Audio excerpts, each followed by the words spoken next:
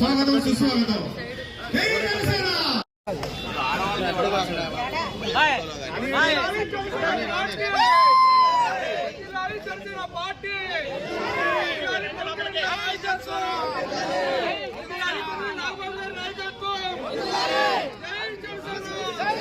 అలా గన్న కొంచెం వెనక రండి అన్న, కొంచెం కొంచెం కొంచెం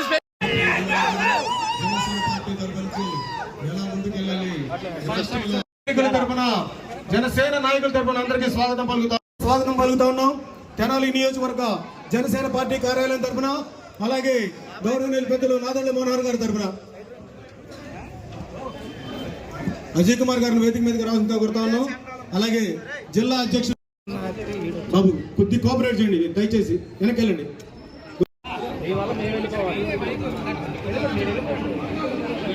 ఏదో ట్యాగ్ లైనట్టు ఉంటుంది దానికి, మాట తప్ప మడం తిప్పమని. ఆ మాట తప్పాడు, మడం తిప్పాడు కాబట్టి వాళ్ళందరూ కూడా రోడ్డు మీదకి వచ్చారు.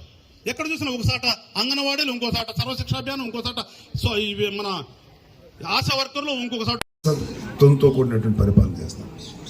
సో మాకు చాలా ఫ్రస్ట్రేషన్ ఉంది, ఇలాంటి ప్రభుత్వాన్ని గద్దెదించారు. సో చంద్రబాబు నాయుడు గారితో అలాగా ఆయన ఒక డెమోక్రటిక్గా పరిపాలించాడు. టీడీపీలో మేబీ ఒక పరిపాలనా పరమైనమో లేకపోతే ఐడియాలజీ పరంగా కొన్ని విభేదాలు ఉన్నా, ఇవాళ ఉన్న పరిస్థితిలో ఒక రకంగా ఫ్రీడమే ఉండింది టీడీపీ ప్రభుత్వం. మాకు మాట్లాడటానికి అధికారం ఉంది. ఇతను ఇవాళ మాట్లాడటానికి కూడా ఎవరికి శక్తిని ఇవ్వట్లేదు. కామన్ మ్యాన్ ఏది కొంతమంది పెద్దలు నాయకులు ఎవరన్నా భయపడచ్చు, కానీ ఇక్కడ కామన్ మ్యాన్ మాట్లాడేటప్పుడు భయపడుతున్నారు. మేము వైసీపీ చాలా అప్రతితంగా ముందుకెళ్తుంది, మేము చాలా గొప్పగా చేస్తున్నాం, మా పథకాలు మమ్మల్ని గెలిపిస్తాయని మాట్లాడుతున్నారు. ఖచ్చితంగా ప్రతి ఓటరు ప్రతి వాడికి తెలుసు, నా దగ్గర ఒక వజ్రాయుధం ఉంది. దీంతో 2024 ఎలక్షన్స్లో తిరుగులేని దెబ్బ కొడతాను ప్రతి వాడికి ఉంది. వాళ్ళ భావభావం మాకు తెలుసు. ఒక ప్రజాకర్షక పథకాలని ఎందుకు ఇవ్వాలి? పథకాలు ఇచ్చి తీరాలి. ఇది part and parcel of democracy. ప్రభుత్వం అంటే జనాలకి సంక్షేమం కూడా ఇవ్వాలి, ఇచ్చి తీరాల్సిన బాధ్యత ఉంది. టీడీపీ ప్రభుత్వం ఇచ్చింది, నువ్వు ఇచ్చావు. రేపొద్దున అలయన్స్ జనసేన టీడీపీ అలయన్స్ ప్రభుత్వం ఇచ్చి తీరుతుంది. కాకపోతే పేర్లు ఏదైనా అటు ఇటుగా మారచ్చు, 10 రూపాయలు అటు ఇటుగా తేడా వస్తే తప్ప నువ్వేం చేసావు అదే చేస్తారు, ఎవరిని అదే చేయాల్సిందే. కానీ రాష్ట్రాన్ని ఏం డెవలప్ చేసావు, ఎన్ని పరిశ్రమలు తీసుకొచ్చావు, ఎంతమందికి ఉపాధి కల్పించావు, ఎంతమంది జీవితాల్లో మార్పు తీసుకొచ్చింది, వలసలు వెళ్లకుండా ఎంతవరకు ఆప్ చేయగలిగావు, పనికి మాలిన పన్నులు లేకుండా ఎంత రూల్ చేయగలిగావు, ఇవి కదా మనకు కావాలి. ఇది చేయదు. అన్నిటికన్నా ఏంటంటే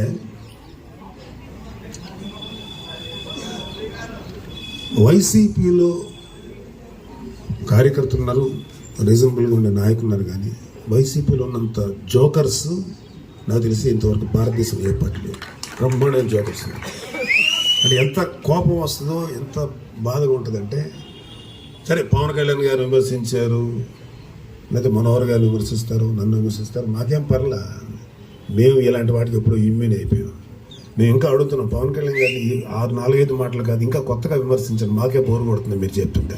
వాళ్ళకి మాత్రం బోరు కొడుతుంది. సాక్షాత్తు ముఖ్యమంత్రి అసలు బోరు కొడుతుంది. చిన్నపిల్లలు మీటింగ్కి వెళ్ళి పవన్ కళ్యాణ్ గారి పెళ్లి నుంచి మాట్లాడి నువ్వు ఏం టైప్ ఆఫ్ నాయకుడు అయ్యా? అలాగే ఒక మినిస్టరు అతనికి అప్పగించింది, పోలవరం ఎప్పుడు కంప్లీట్ అవుద్దు బాబు అంటే, నాకేమో తెలుసు అండి, ఏమవుద్దు నీకేం తెలియప్పుడు ఎందుకేమో మినిస్టర్గా ఉన్నావు, నీకేమి తెలియప్పుడు ఎందుకు గమ్ముగా ఉండొచ్చు కదా. లేదు, ఇంకొక మినిస్టర్ వచ్చి పోలవరం నెక్స్ట్ అని చాలా డ్రామాటిక్గా మాట్లాడతాడు. సో ఇలా ఎక్కువైపోయింది వీళ్ళు. అన్నిటికన్నా కామెడీ ఏంటంటే ధర్మాన ప్రసాదరావు గారిని ఒక మినిస్టర్, జనాలకి పథకాలు కావాలా, రోడ్లు కావాలంటాడు. అంటే రోడ్ల మీద ఇప్పుడు చచ్చిపోయినా పర్లేదని పథకాలు ఇచ్చి తీరాలి, మీ బాధ్యత అది. అలాగే రోడ్లు డెవలప్ మౌలిక సదుపాయాలు అభివృద్ధి చేయాలి, మంచి రోడ్లు వేయాలి, నీటి వసతి కల్పించాలి, అన్ని రకాల సౌకర్యాలు ప్రజలకు కల్పించాలి, అది బాధ్యత. అభివృద్ధి పక్కన పెట్టి ఓన్లీ పథకాలు నువ్వు ఇచ్చేదండి ఏ ప్రభుత్వం ఇస్తుంది. రేపు రాబోయే జనసేన టీడీపీ ప్రభుత్వం అలయన్స్ ప్రభుత్వం ఖచ్చితంగా నీకన్నా బెటర్గా ఇచ్చి తీరుతాం పథకాలు, కానీ నీకన్నా ఎక్సలెంట్గా అభివృద్ధి చేస్తాం. ఇది మా కాన్సెప్ట్. ఇంకొక మినిస్టర్ అంటాడు ఎక్కువ చదువుకోవడం వల్ల నిరుద్యోగం పెరిగిపోయిందని. ఇది ఎక్కడో ఈ ఆర్గ్యుమెంట్ ఇలా బొత్స దగ్గర. సో ఇవన్నీ కామెడీగా ఉంటాయి అన్నమాట. మనం చర్చలు రాసుకోవచ్చు. ఖాళీ ఇంకో చెప్తాను ఇవాళ,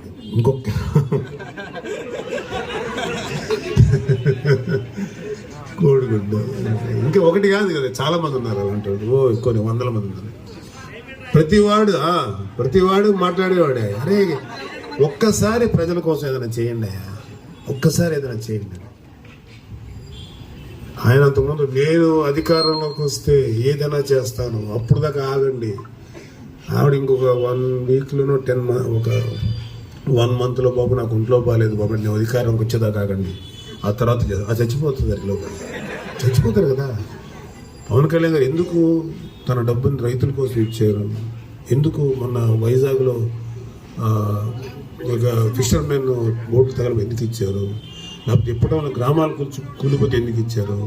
ఎందుకు ఇచ్చారంటే నెక్స్ట్ ప్రభుత్వం వచ్చేదాకా మీరు సస్టైన్ అవడానికి నా వంతు కృషి నేను చేస్తాను, నా వంతు కంట్రిబ్యూషన్ నేను చేస్తాను.